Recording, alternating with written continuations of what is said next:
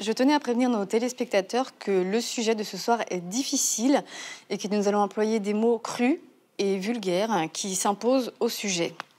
Donc, oreilles sensibles, s'abstenir. La question, elle n'est pas de la remise en cause de la pornographie, mais de la pornocriminalité. Si on fait un parallèle avec... Il y a quelque chose de systémique, on le voit à travers ces affaires, on le voit dans ce que racontent ces femmes, dans l'industrie pornographique, qui crée des violences, qui les encourage et qui crée de l'impunité autour. Ça, c'est assez clair. Nous, on aimerait que ce sujet-là devienne un sujet de conversation, de réflexion, et qu'on s'interroge quand on regarde, quand on consomme du porno, à ce qu'on est en train de regarder, en fait.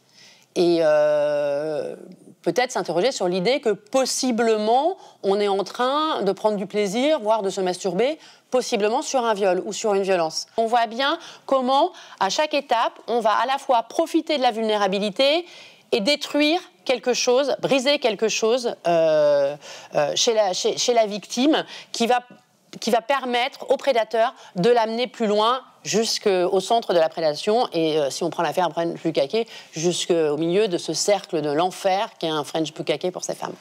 Un viol massif, donc avec des lésions anales, des brûlures au visage. Ce sont les dérives de l'industrie du porno.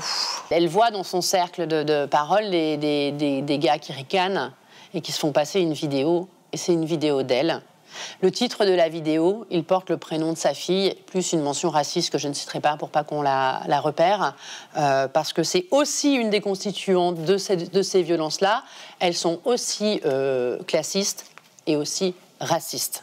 Le mot survivante, voilà, il est extrêmement juste et voilà, elle est passée par toutes ces phases d'escroquerie au consentement, en fait, où on va lui faire croire des choses. Voilà, après, la question... Enfin, c'est le corps, c'est la confiance, c'est tout qui sont brisés chez ces femmes et qui les amènent vraiment au centre de ce cercle de l'enfer, quoi. Souvent, elles n'ont rien à gagner personnellement, hein. Faut le rappeler, parce oui, qu'elles ont beaucoup à perdre. Et une femme qui porte plainte en France n'a rien à gagner. Elles le font tellement pour les autres.